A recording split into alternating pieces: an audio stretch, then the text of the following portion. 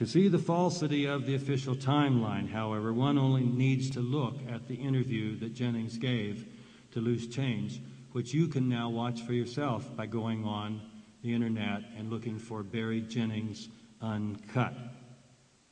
In any case, the death of Barry Jennings may well indicate just how threatening the truth about Building 7 is to the official conspiracy theory. I will point out one more way in which Building 7 has proved to be the Achilles heel. I mentioned earlier that it came down in virtual free fall. In the first draft of its report, NIST claimed that the collapse took far longer than a free fall collapse would have taken. It had a theory of progressive collapse and explained you'd still have stuff down there that would resist. You couldn't have zero resistance. But David Chandler, a high school physics teacher, put a demonstration on the web and showed that you could see easily that the building was coming down for over 2 seconds, not just in virtual free fall, in absolute free fall. Then he made a presentation to NIST at a public event that was broadcast. Somehow, evidently, they felt they had to admit free fall. So in the final report that came out in November, they admitted the building came down in absolute free fall for 2.25 seconds. But they didn't change their theory. Their theory was still one that did not allow free fall. So they have an absolute contradiction between their theory and an admitted empirical fact. This contradiction can well be seen as the ultimate self-destruction of the official conspiracy theory about 9/11, which says that Muslim terrorists brought down 3 buildings of the World Trade Center by flying planes into 2 of them. I will conclude by addressing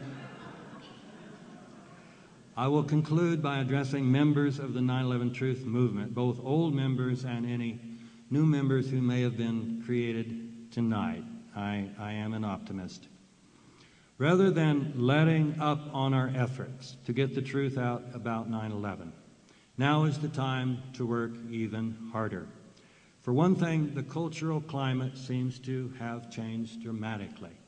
When my first 2 books appeared, Publishers Weekly, which is the Bible for bookstores and libraries about what books are worth buying, they panned these books, ridiculed them as conspiracy theory.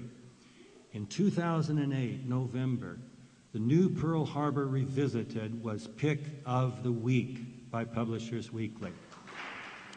Now, I say that not to brag, but that too.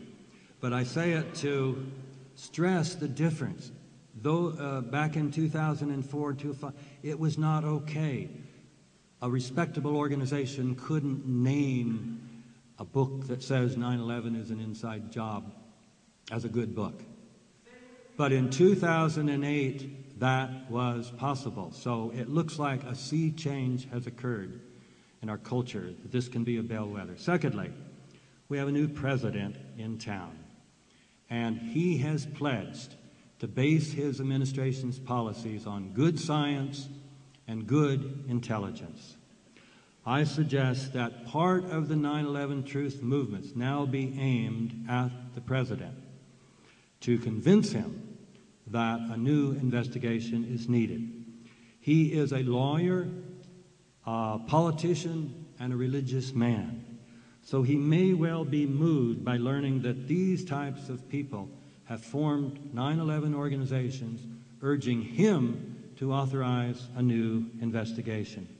So besides carrying forward all our other activities, we should do everything we can to bring more scientists into the movement, to build up the size of lawyers for 9/11 Truth, religious leaders for 9/11 Truth, intelligence officers for 9/11 Truth, and especially political leaders for 9/11 Truth, because this is now what is most needed.